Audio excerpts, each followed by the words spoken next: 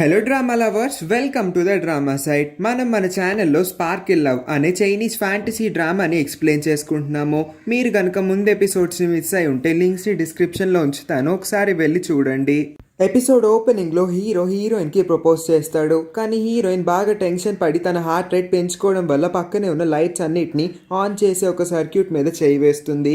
వెంటనే లైట్స్ అన్ని ఆన్ అయిపోవడంతో అసలు ఈ లైట్స్ అన్ని ఎలా ఆన్ అయినాయి అని హీరోకి ఏం అర్థం కాదు. వెంటనే హీరోయిన్ తన చేయి తీసేస్తుంది.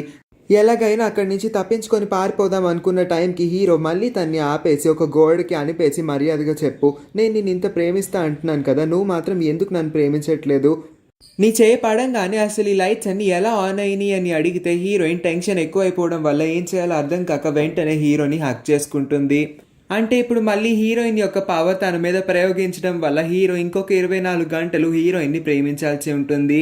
కానీ హీరోయిన్ హక్ చేసుకున్నప్పుడు ఇతనికి ఏదో ఒక చిన్న ఎలక్ట్రిక్ షాక్ లాంటిది తగిలినట్టు అనిపించడంతో వెంటనే అందరికీ చెప్పేస్తానని పోలీస్ కంప్లైంట్ ఇస్తాను, అసలు నువ్వు నన్ను ఏం చేస్తున్నావో చెప్పు అని అడుగుతాడు. ఇంకేమీ చేయలేక తన సీక్రెట్, అంటే తను చిన్నప్పటి నుంచి ఎవ్వరికి రివీల్ చేయని ఆ సీక్రెట్ కేవలం డైగ్జీకి ఇంకా వాళ్ళ పేరెంట్స్కి మాత్రమే చెప్పి ఉంటుంది. అంటే తన పవర్ ఇంకా తన ఎలక్ట్రిసిటీ 24 అవర్స్ ఈ విషయాలన్నిటినీ హీరోకి చెప్పి దీని గురించి సరిగ్గా అర్థం చేసుకోమని, నేనేమీ కావాలని చేయట్లేదు, ఇది నాలో లోపం, నన్ను క్షమించు, సారీ అని వెళ్ళిపోతుంది. అసలు ఈ నిజం తెలిసిన తర్వాత hero next morning swimming practice కూడా సరిగ్గా చేయలేకపోతాడు. ఒక మనిషి ఏంటి ఎలక్ట్రిసిటీని ప్రొడ్యూస్ చేసి ప్రేమలో పడేలాగా చేయడం ఏంటి, ఈ విషయాలన్నీ తన్ని బాగా కన్ఫ్యూజ్ చేస్తాయి. బాయ్హూ కూడా అతను దేని గురించి ఆలోచించడం వల్ల స్విమ్మింగ్ ప్రాక్టీస్ మీద కాన్సన్ట్రేట్ చేయలేకపోతున్నాడు అని చెప్తాడు. ఆ రాత్రి కూడా వీళ్ళిద్దరిని, అంటే తన రూమ్మేట్స్ ఇద్దరిని పట్టించుకోకుండా హీరో ఏదన్నా మనిషి ఎలక్ట్రిసిటీని ప్రొడ్యూస్ చేయగలదా లేదా అది నిజమా అబద్ధమా అన్న వాటి గురించి ఇంటర్నెట్లో సెర్చ్ చేస్తూ ఉంటాడు. ఆ తర్వాత హీరోయిన్ ఖాళీగా తన పని తను చేసుకుంటూ ఉంటే ఆమెకి మెసేజ్ చేసి, నువ్వు ఇప్పుడు 2 days నా టైంని వేస్ట్ చేసావు, నీ చుట్టూ పడి నిన్ను ప్రేమించుకునేలా చేసావు కాబట్టి నువ్వు కూడా నాతో ఒక 24 hours టైం స్పెండ్ చేసి నేను చెప్పినట్టే వినాలి అని అంటాడు.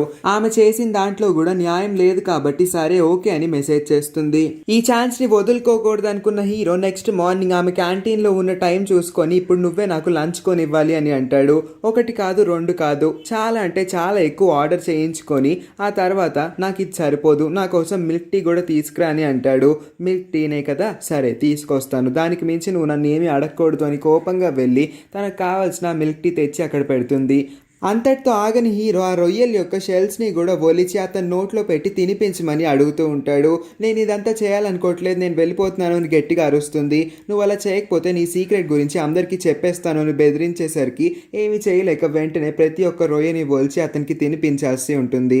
నెక్స్ట్ సీన్లో డైగ్జీ ఇంకా బాయ్హూ అనుకోకుండా గుద్దుకుంటారు. డైగ్జీకి బాయ్హూ మీద ఎందుకు అనుమానం రావడంతో, నువ్వు నన్ను ఫాలో అవుతున్నావు కదా, నన్ను ప్రేమిస్తున్నావు కదా, చెప్పేయచ్చు కదా, ఎందుకు నా చుట్టూ ఇలా తిరిగి టైం వేస్ట్ చేసుకుంటావు, నాకు నీలాంటి అబ్బాయిలంటే అస్సలు ఇంట్రెస్ట్ లేదు, సో నా చుట్టూ తిరిగి నీ టైం వేస్ట్ చేసుకోవద్దు, ముందే చెప్పేస్తున్నాను, సరే బాయ్ అని చెప్పి అక్కడి నుంచి వెళ్ళిపోతుంది. బాయ్హూ కూడా ఎక్కడ తగ్గకుండా తను వెళ్ళిపోతున్నప్పుడు నీలాంటి పుల్లమ్మల్ని కూడా నేను ప్రేమించను అని చెప్పి అరిచి మరీ అక్కడి నుంచి వెళ్తాడు. అప్పటికే హీరోయిన్తో చాలా పనులు చేయించేసుకుంటాడు హీరో. అంతటితో ఆగకుండా ఇంకొన్ని పనులు చెప్తూ ఉంటే హీరోయిన్, నా వల్ల కాదు, నేను అలసిపోయాను, నా రూమ్లోకి వెళ్తున్నాను, నీకేం కావాల్సి అది చెప్పేసుకొని తన రూమ్లోకి పరిగెత్తేస్తుంది. ఇవాళ మార్నింగ్ నుంచి హీరోతోనే తిరిగి అతని కోసం అన్ని పనులు చేస్తూ ఉండడం వల్ల ఇవాళ చేయాల్సిన హోంవర్క్స్ అన్నీ పెండింగ్ ఉంటాయి హీరోయిన్కి. అందుకే తన రూమ్లోనే ఉండే 2 అమ్మాయిలు. ఒక అమ్మాయి గురించి మనం ఆల్రెడీ చెప్పుకున్నాము, ఆ అమ్మాయి పేరు యుంగ్జిన్. ఇంకా తను కాఫీ షాప్లో పనిచేస్తూ పార్ట్ టైం జాబ్ లాంటి ఆ జాబ్ని చేస్తూ చదువుకుంటూ ఉంటుంది. ఈ అమ్మాయి పేరు జున్ ఎప్పుడు ఎవ్వరితోనూ మాట్లాడదు, ఎప్పుడు సిగ్గుపడుతూనే కేవలం వీవీతోనే మాట్లాడుతూ ఉంటుంది. అందుకే వీళ్ళిద్దరూ ఇప్పుడు వీవీ కోసం కొంత ఫుడ్ని కొని ఇంకా తన హోంవర్క్ని కూడా చేసి పెట్టేస్తారు. నెక్స్ట్ మార్నింగ్ వీవీ ఇంకా తన ఫ్రెండ్ అయిన ఆ అబ్బాయిని అందరూ లీడర్ అని పిలుస్తూ ఉంటారు కదా, వీళ్ళిద్దరూ కలిసి ఒక ప్రెజెంటేషన్ని చేయాల్సి ఉంటుంది. కానీ వీవీ వెనకాలే హీరో కూర్చొని ఆమెని పదే డిస్టర్బ్ చేస్తూ ఉండడంతో ఈసారి ఏమాత్రం తగ్గకుండా ఎందుకు అలా డిస్టర్బ్ చేస్తున్నావు అని అరుస్తుంది. కానీ ఇదే టైంకి వాళ్ళ ప్రెజెంటేషన్ టైం అవడంతో వాళ్ళ టీచర్ వీవీని రివర్స్లో తిట్టి, కామ్గా వచ్చి ఇక్కడ ప్రెజెంట్ చేయండి, సరిగ్గా ప్రెజెంట్ చేయడం రాదు కానీ క్లాస్లో అరవడం మాత్రం అరుస్తున్నావు అని అంటుంది.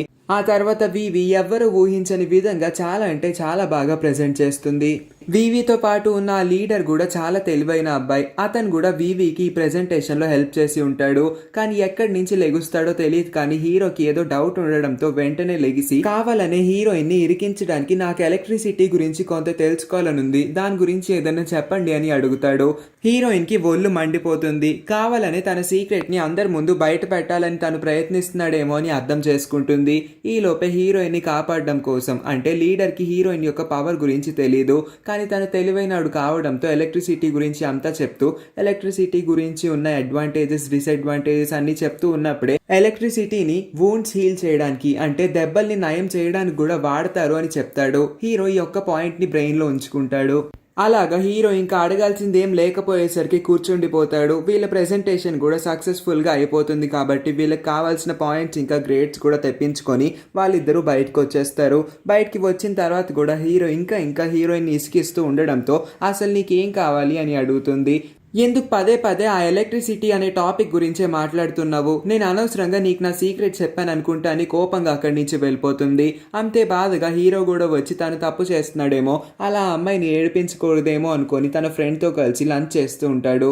అంటే ఇప్పుడు హీరోకి కూడా వివి మీద ఒక సాఫ్ట్ కార్నర్ ఏర్పడుతుంది. ఆ అమ్మాయి నన్ను నమ్మి తన పెద్ద సీక్రెట్ ని కూడా లెక్క చేయకుండా నాకు చెప్పింది, నేను ఇలా అందరికీ ఆ సీక్రెట్ ని చెప్పకూడదు కదా అని తన మనసులో ఒక్కసారి ఆలోచించుకుంటాడు. నెక్స్ట్ సీన్ లో పెంగ్పే నిజానికి స్కూల్లో చదువుతున్న ఒక సీనియరే కాదు, ఒక పెద్ద కంపెనీలో జాబ్ కూడా చేస్తూ ఉంటాడు. అతను స్కూల్లో మార్నింగ్ రీసెర్చ్ చేస్తే రాత్రి ఆ కంపెనీలో జాబ్ చేస్తాడు. ఇప్పుడు పెంగ్పేతో పాటు ఉన్నది ఆ కంపెనీ యొక్క ప్రెసిడెంట్.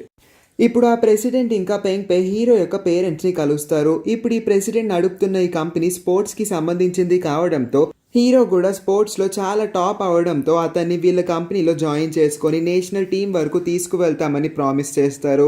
ఇలాంటి ఆపర్చునిటీస్ చాలా అంటే చాలా రేర్గా వస్తాయి. కానీ వాళ్ళ మమ్మీ ఏమాత్రం ఆలోచించకుండా ఈ ఆఫర్ని వాళ్ళ మొహం మీద రిజెక్ట్ చేసేస్తుంది. ఎందుకంటే వాళ్ళ మమ్మీకి హీరో యొక్క కాళ్ళ గురించి ఇంకా కాళ్ళ వెనకాల ఉన్న సీక్రెట్ గురించి తెలుసు కాబట్టి వాళ్ళ అబ్బాయి సరిగ్గా పర్ఫామ్ చేయలేకపోతాడు అని నమ్మి వెంటనే ఆ ఆఫర్ని రిజెక్ట్ చేస్తుంది.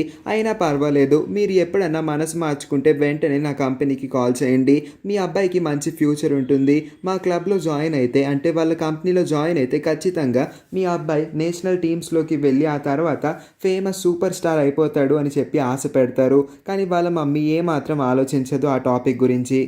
నెక్స్ట్ సీన్లో హీరోయిన్ ఇంకా వాళ్ళ ఫ్రెండ్స్ అందరూ ఒక మసాజ్ క్లబ్ని ఫామ్ చేద్దాం అనుకుంటారు కదా, దానికోసం ఇప్పుడు ఒక సీనియర్ యొక్క సైన్ కావాలి. అతని సైన్ ఉంటేనే ప్రొఫెసర్ దగ్గరికి ఆ ఫామ్ని తీసుకువెళ్ళి వాళ్ళ క్లబ్కి అప్రూవల్ దొరుకుతుంది. ఇప్పుడు అతని సైన్ కావాలంటే హీరోయిన్ నానా తిప్పలు పడాల్సి ఉంటుంది. అందుకే అతను చెప్పిన ప్రతి పనిని పొద్దున్న నుంచి సాయంత్రం వరకు కష్టపడి చేస్తుంది. ప్రతి ఒక్క చోటు ఉన్న నోటీస్ బోర్డ్కి అతను చెప్పిన పేపర్స్ అన్నిటిని అంటిస్తుంది. తీరా సాయంత్రం వరకు పని చేస్తే ఆమె దగ్గరికి వచ్చి, అయ్యో నీకు రాంగ్ పాంప్లెట్స్ ఇచ్చాము, నువ్వు అంటించాల్సిన పేపర్స్ ఇవి కాదు, ఇంకొక బండిల్ తెస్తాడు, వీటన్నిటిని పీకేసి అవన్నీ ప్రతి ఒక్క నోటీస్ బోర్డ్కి మళ్ళీ అంటించాయని అంటాడు. హీరోయిన్ కావాలని అతను ఏం చేస్తున్నాడో, అతను వీళ్ళ క్లబ్ని అప్రూవ్ చేయాలనుకోవట్లేదు అని అర్థం చేసుకొని వెంటనే యాటిట్యూడ్ మార్చి అక్కడి నుంచి వెళ్ళిపోతూ ఉంటుంది. ఏంటి సడన్గా యాటిట్యూడ్ మారుస్తున్నావు, నేను గనక సైన్ చేయకపోతే నీ క్లబ్కి ఏ ప్రొఫెసర్ కూడా అప్రూవ్ చేయడు, బాగా గుర్తుపెట్టుకో అని అంటాడు. అలా టీస్ చేస్తూ ఉన్నప్పుడే హీరో కరెక్ట్ టైంకి వచ్చి హీరోయిన్ని కాపాడడానికి ఆ సీనియర్తో ఫైట్ చేయడానికి రెడీ అవుతాడు. ఆ సీనియరే తప్పు చేసి ఉంటాడు కాబట్టి అతనే భయపడి, బాగా గుర్తు తెచ్చుకో, నువ్వు నా కోసం పనులు చేస్తేనే నేను నీకు సైన్ పెడతాను, సైన్ పెడితేనే నీ క్లబ్ అప్రూవ్ అవుద్ది అని చెప్పి అరుచుకుంటూ అక్కడి నుంచి బయలుదేరుతాడు. ఆ తర్వాత హీరో కూడా ఇప్పుడు వరకు తను హీరోయిన్ని ఎలక్ట్రిసిటీ అన్న పేరుతో టీస్ చేస్తూ ఉండడం తప్పు అని గమనించి ఆమె దగ్గరికి వెళ్ళి, ఇంకెప్పుడు ఎలక్ట్రిసిటీ అనే టాపిక్ని బయటకు తీసుకురాను, ఎవరికి నీ సీక్రెట్ గురించి కూడా చెప్పను, నువ్వు కూడా నన్ను నమ్మి అంత పెద్ద సీక్రెట్ని చెప్పావు, అయినా నాకు నువ్వు ఎందుకు చెప్పావు అని అడుగుతాడు. అదంతా ఇప్పుడు పక్కన పెట్టు, నా మూడ్ ఏం బాగాలేదు, ఎక్కడికన్నా బయటికి వెళ్దామా అని అడుగుతుంది. అదే టైంకి తన ఫ్లాష్ బ్యాక్లో ఏదో ఒక చిన్న పార్ట్ని గుర్తు తెచ్చుకుంటుంది. తను స్కూల్ టైంలో ఉన్నప్పుడు చాలా మంది స్టూడెంట్స్ తన అవతారాన్ని ఇంకా తన్ని చూసి అందరూ బాగా ఎక్కిరిస్తూ ఉంటారు. అందరూ ఎక్కిరిస్తున్నా తను అంతగా ఏమీ పట్టించుకోదు. కానీ ఎవరో ఒక అబ్బాయి ఆమెని వదిలేసి చాలా స్పీడ్గా అక్కడి నుంచి వెళ్ళిపోతాడు. హీరోయిన్ అప్పటి వరకు ఆ అబ్బాయిని బాగా నమ్ముతుంది. అంతేకాకుండా ఇలా ఎవరన్నా ఏడిపించినప్పుడు ఆ అబ్బాయి తన్నే కాపాడతాడేమో అని అనుకుంటుంది. ఎప్పుడు కాపాడతాడు, కానీ ఈరోజు తను ఎందుకో కాపాడకుండా ఏదో పని ఉండడం వల్ల వెళ్ళిపోయి ఉంటాడు. ఆ విషయాన్ని గుర్తు తెచ్చుకుంటుంది. ఇంతకీ స్కూల్ స్టోరీ ఏంటి, ఆ అబ్బాయి ఎవరు అనేది మనకి త్వరలోనే తెలుస్తుంది. అలా ఆ రాత్రి హీరోయిన్ ఇంకా హీరో బయటికి వచ్చి తింటూ ఉన్నప్పుడు తన ఫ్లాష్ బ్యాక్లో ఆ చిన్న పార్ట్ని హీరోకి కూడా చెప్తూ ఉంటుంది. అంతేకాకుండా హీరో నేను నిన్ను ఎప్పుడు బాగా చూసుకుంటాను, ఇప్పటి నుంచి మన ఇద్దరం మంచి ఫ్రెండ్స్లా ఉందామా అని అడిగితే హీరోయిన్ సరే అని అంటుంది. హీరో వాళ్ళ స్కూల్లో ఉన్న స్విమ్మర్స్ అందరితో పోలిస్తే చాలా స్పీడ్గా స్విమ్ చేయగలడు. కానీ వాళ్ళ స్కూల్ మాత్రమే ఫైనల్ కాంపిటీషన్కి రాదు, చాలా స్కూల్స్ పార్టిసిపేట్ చేస్తాయి. వాటన్నిటితో పోలిస్తే హీరో కొంచెం స్లో అవడంతో తన స్పీడ్ని పెంచుకోవడానికి అతని ఫ్రెండ్ బాయ్హుని ఒక సజెషన్ అడుగుతాడు. బాయ్హు అప్పుడు నువ్వు ఇండైరెక్ట్గా పెంచుకోవాలనుకుంటున్నావు కాబట్టి డ్రగ్స్ వాడు అని అంటాడు. ఇలాంటివి కాదు, ఇంకేదన్నా మంచి ఆలోచన చెప్పు అని అంటే నాకైతే ఏమీ తెలీదు అని అంటాడు. అలా హీరో తన స్విమ్మింగ్ స్పీడ్ని పెంచుకునేందుకు ఏదన్నా బుక్స్లో రాసి ఉంటుందేమో అని లైబ్రరీకి వెళ్ళి మరీ కూర్చొని చదివేస్తూ ఉన్నప్పుడే ఇవాళ పొద్దున్న ఆ లీడర్ చెప్పిన మాటలు గుర్తొస్తాయి. ఎలక్ట్రిసిటీని వాడి వూండ్స్ అంటే దెబ్బల్ని కూడా హీల్ చేయొచ్చు అన్న మాటల్ని గుర్తు తెచ్చుకొని ఆ పాయింట్ని ఇంటర్నెట్లో సెర్చ్ చేస్తే అవును అని ఉంటుంది. అందుకే అతనికి ఇప్పుడు ఒక మంచి ఐడియా కూడా వస్తుంది. హీరోయిన్ని రాత్రికి తన స్విమ్మింగ్ పూల్ ఏరియాకి వచ్చేయమని చెప్తాడు. రాత్రి తను స్విమ్మింగ్ పూల్ దగ్గరికి వచ్చినప్పుడు వీవీ చేతిలో ఒక టైమర్ని పెట్టి నేను కరెక్ట్గా జంప్ చేసి టైమర్ని ఆన్ చేయని అంటాడు. అలా తను ఆన్ చేయగానే అతను జంప్ చేసి స్పీడ్గా స్విమ్ చేసుకొని అటువైపు వెళ్ళి ఇంకొకసారి ఇటువైపు వచ్చేస్తూ ఉంటాడు. ఆ తర్వాత వీవిని టైం ఎంత అని అడిగితే 51 సెకండ్స్ అని అంటుంది. అవునా, చూసావు కదా, 51 సెకండ్స్ అంటే చాలా ఎక్కువ. నా కోసం ఒక హెల్ప్ చేసి పెడతావా, నాకు నీ ఎలక్ట్రిసిటీని పాస్ చేసి ప్రతిరోజు ఇలా నాకు ఒక షాక్ని తగిలించగలవా అని అడగడంతో ఈ ఎపిసోడ్ ఎండ్ అవుతుంది. అసలు హీరో ఏం చేద్దాం అనుకుంటున్నాడు, తన ఎలక్ట్రిసిటీని వాడుకొని తాను ఏం ప్లాన్ వేసి ఉంటాడో, లేదా హీరోయిన్ హీరోకి నిజంగానే ఎలక్ట్రిసిటీని ఇస్తుందో ఇంకేదైనా చేస్తుందో అన్న విషయాన్ని మనం నెక్స్ట్ ఎపిసోడ్లోనే చూద్దాం. ఇవాళ సండే కావడంతో మీ అందరి కోసం ఈ కొత్త డ్రామాని లేటెస్ట్గానే స్టార్ట్ చేసుకోవడం వల్ల నేను ఇవాళ 4 ఎపిసోడ్స్ని అప్లోడ్ చేస్తాను. సో మీలో ఎవరన్నా ఇంకా మన ఛానల్ని సబ్స్క్రైబ్ చేసుకోకపోతే వెంటనే సబ్స్క్రైబ్ చేసుకొని నోటిఫికేషన్ బెల్ని ఆన్ చేసుకోవడం మాత్రం మర్చిపోకండి.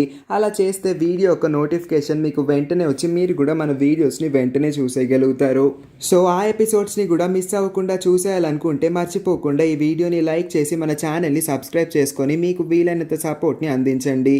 Thank you for watching.